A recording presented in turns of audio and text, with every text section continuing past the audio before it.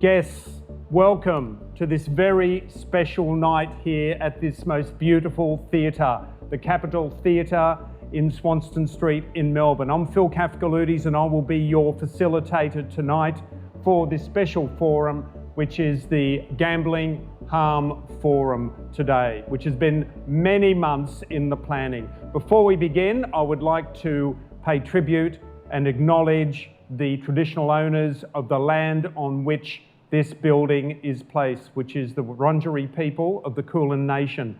And I'll pay tribute to the leaders of that nation, both past and present, and indeed emerging and future, and we are honoured to be on their land today.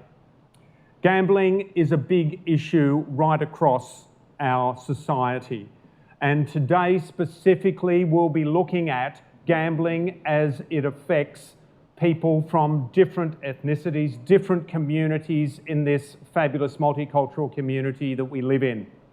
And what we will find over the next hour is a whole lot of issues have come up with certain groups within our society. And we will look at what these issues are and what can be done about it, and look at some of the great work that people have actually been doing about it. And there is great work in our community. So it will be, I hope, as much an uplifting night as a sobering night, and one that you get something to take away at the end of it. But first of all, we're going to look at a number of issues. And the first thing I think when you're talking about gambling is that we need to look at specifically what is gambling. Is it just what my dad did in the services in the 40s when he played two-up? Is it something that he went on to do later? He was a problem gambler, my dad. He used to go and put whatever money he had into the pokies at the Hurlstone Park RSL Club in Sydney, and used to leave my mum a pitiful amount of money at the end of it. He was a victim of it, and so was his family. But in the end, he realised what he had done. So, pokies, two-up, horse racing. I worked for a man once who said, if you want to make a small fortune, start with a big fortune and then start betting on horses, because no one ever wins. Or when they do, it's a very rare thing. So let's talk about gambling and the different types of gambling, especially the gambling that people are doing today in the different communities. Now, Tony Phillips is a strategic advisor for knowledge and policy for the Victorian Responsible Gambling Foundation. Now, Tony, when we talk about gambling, tell us what are the changes, the types of gambling that people do now that they may not have done back in my dad's day. Okay, so to start, let's just start by saying technically gambling is when you place a bet on something that has an uncertain outcome and which you hope to get a reward for at the end. Legally, we tend to say it's a monetary outlay and there will be some sort of monetary reward. That could be a prize that's worth money, or it could be money itself. Now, interestingly, and I think it will surprise everyone here, in fact, all gambling in Victoria is illegal, except when it's not. And in fact, that's the way the law is framed. So the law begins by saying all gambling is illegal, but the following are exempted. So then when we come to what sort of gambling is available, well, I think many of us could do the same list that I'm going to do. We have about 30,000 pokie machines. We have about 700 wagering outlets, TABs, both inside venues and not. We have around about 700 Keno outlets. We have about 700 TATS outlets. On top of that, we have commercial bingo centres. So we have a whole bunch of things in which people have access. On top of that now, what we're all very aware of is the online world has become something where you do things online where you didn't previously. That has, in gambling, allowed a whole bunch of bookmakers to come into the area, most of whom are licensed in the Northern Territory, and many of which these days are now owned by overseas bookmaker companies. And they offer gambling as well. And that sort of gambling is available online. What is not available online, or what it's illegal to offer, are casino games or pokies. So you can only do those land-based. You can't do them online, or not legally. So then, when we talk about online, we've all seen the TV ads for Sportsbet, which seem to be going to anyone who is a fan of just about anything.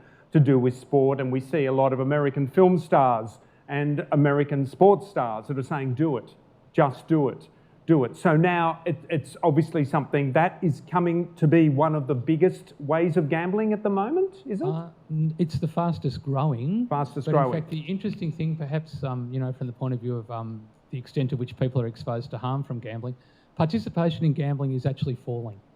So when people say, oh, Australians are a nation of gamblers, that's not true in terms of participation. In fact, when we did a study in 2014, 30% of the people who were asked, did you bet in the last 12 months, including on the Melbourne Cup, said, no, I didn't. So what you do have is a percentage of the population who gamble quite heavily. And they gamble heavily more still on racing and on pokies than sports betting. So sports betting is growing. It's now reaching around about 6-7% of the population are gambling on sports. People who are betting on races is more like 20%. So it's growing. We're not sure where it will go to. They're spending about $250 million a year advertising sports betting, and that's why you've all seen the sports bets. But the degree to which it's dominating, I think, again, that's a false perception that's coming from all the advertising. So there's still, but it's falling. So you're saying that gambling overall is falling despite the proliferation of this online betting stuff. So overall, we're getting better. Overall, we're less exposed, is how we'd put it at the foundation. So there's less of the population exposed to it. For example, in South Australia, they just found that compared to the last study they did, it's now reached 65% of the population who gamble in some way in 1 year. So they've got an even higher percentage that don't. So in Victoria, it's been dropping steadily as well. Okay. Well, let's go to Dr. Susan Rennie, who's the Mayor of Darebin. And Susan, one of the big issues that we have seen is that people can bet at all times now, and they can bet in the evening. Now, your council has taken some action about how people can and when they can bet in the clubs, sporting clubs in your area. Yes, we were really concerned about the link between sporting clubs and those clubs, particularly with kids, but also with adults, and poker machine venues. And so we looked at what we could do at a policy level to actually break that link and ensure that kids in sporting clubs and sporting communities weren't exposed to poker machines. Okay, so that's actually quite radical what you've done too, isn't it? That when you've got clubs doing on-site venues, they can't do it in Darebin now. Is that across all of the clubs, or? So what we said through our policy is that if you operate poker machines, that's inconsistent with the aims of council in terms of promoting community health, and so you won't have access if you operate poker machines to council sporting fields and infrastructure. Further than that, we said if you take money from poker machine venues or any form of gambling, then you won't be eligible, or the amount of any resource you get from council will reduce by a similar amount, because we really wanted to break up that idea that it was okay to get money from the tobacco industry. Okay. What have you seen? Have you seen big changes because of that? Have you seen, like, instant benefits? No, look, we have an implementation period. Obviously, that is a big change to some of our clubs. But one of the most immediate benefits we've seen is that we used to have kids in a soccer team running around with the name of a local hotel that had pokies on their jerseys. And now they're not running around with that. The sponsorship for that club has changed. And I think that's a really good outcome, because where we used to have 8-year-olds advertising a pokies venue, we've now got, kids with a real estate agent on their top. Now, that's a huge shift in terms of what it does for the normalisation of gambling in our community.